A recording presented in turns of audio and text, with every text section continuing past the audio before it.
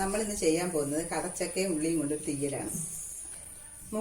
പകുതി കടച്ചക്ക അരിഞ്ഞതും 2 പച്ചമുളകും 3/4 കപ്പ് ഉള്ളി അരിഞ്ഞതും കൂടി കുക്കറിൽ വേവിക്കാൻ പോവുകയാണ്.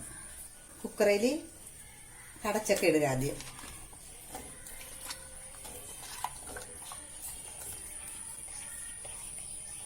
2 പച്ചമുളക് കീറിയിടുക.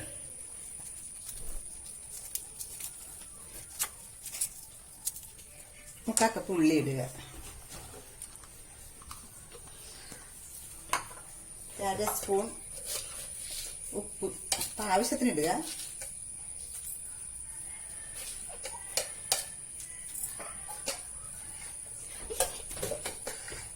കാൽ സ്പൂൺ മഞ്ഞൾപ്പൊടി ഇടുക. ആവശ്യത്തിന് വെള്ളം ഒഴിക്കുക.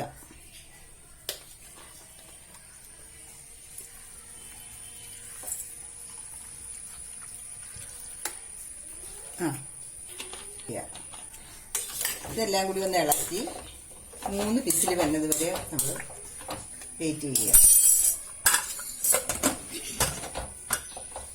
സ്റ്റൗ വറുത്തരയ്ക്കാനുള്ള സാധനങ്ങൾ പരിചയപ്പെടുത്തുന്നു. 3/4 കപ്പ് ചെറിയ തേങ്ങ, 3 ചുവന്നുള്ളി, ഒരു 6 വെളുത്തുള്ളി അരിഞ്ഞത്, കറിവേപ്പില, 3 സ്പൂൺ മല്ലിപ്പൊടി, 1 സ്പൂൺ മുളക് പൊടി, 1 ഏലക്ക ആണെങ്കിൽ ഇത് പൊടിയായതുകൊണ്ട് അല്പം ഏലക്കപ്പൊടി, 1 സ്പൂൺ പെരിഞ്ജീരകം, 3 ഗ്രാമ്പു, 2 പട്ട, ഒരു 10-15 കുരുമുളക്, ഒരു തക്കോലം, ഒരു പൂ.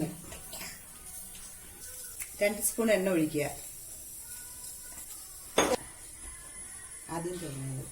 ആദ്യം തേങ്ങ ഇടുക.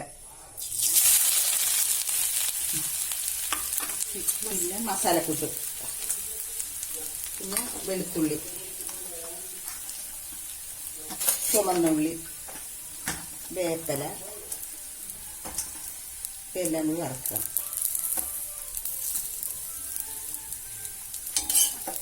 ചുമന്ന് വറുക്കുക.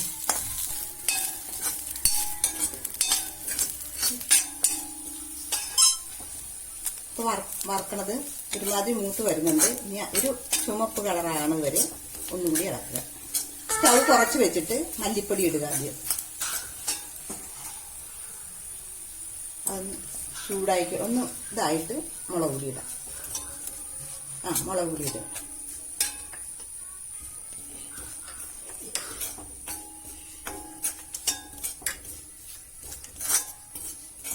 മഞ്ഞപ്പൊടി ഇടുക. ഇനി ഒന്ന് അല്പം ഇതെല്ലാം ഇത് പച്ചമണം മാറിയിട്ട്, ഏലക്കപ്പൊടി ആയതുകൊണ്ട് നമുക്ക് ഇറക്കാൻ നേരത്തെ ഇടാം. ഏലക്കപ്പൊടി ഇട്ട് ഏലക്കപ്പൊടി കൂടി ഇട്ട് സ്റ്റൗ ഓഫ് ചെയ്യും. നമ്മൾ വറുത്തെടുത്തത് അരക്കാൻ പോവുകയാണ്. അരഞ്ഞില്ലെങ്കിൽ അല്പം എണ്ണ കൂടി ഒഴിച്ച് അരക്കുക. ഒരു 3 സ്പൂൺ എണ്ണ കൂടി ഒഴിച്ച് ഞാൻ അരച്ച് കൊണ്ടുവന്നിട്ടുണ്ട്.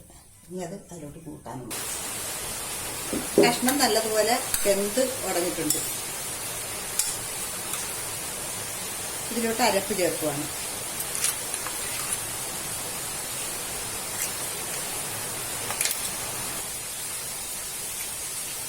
ആവശ്യത്തിന് വെള്ളം ഒഴിച്ച് തിളപ്പിക്കുക.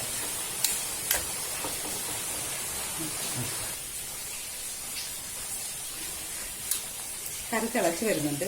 ഉപ്പ് നോക്കിയിട്ട് ഉപ്പ് അല്പം വേണമെങ്കിൽ അല്പം ഉപ്പ് കൂടി ഇടണം.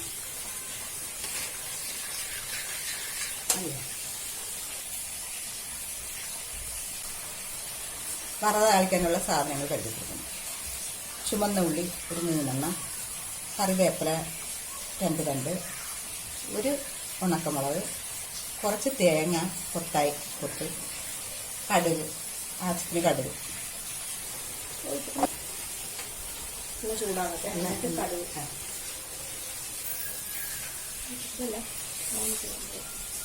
1/4 സ്പൂൺ ഉള്ളി,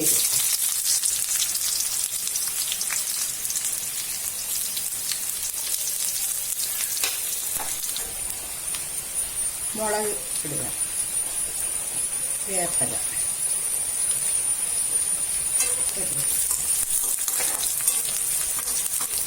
തേങ്ങാക്കൊത്തിന്.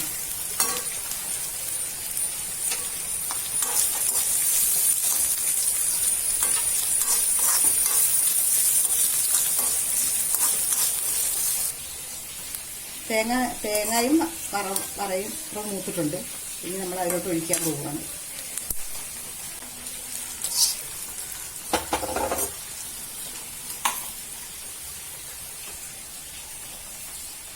നമ്മുടെ കടച്ചക്കര കറി റെഡി ആയിട്ടുണ്ട്.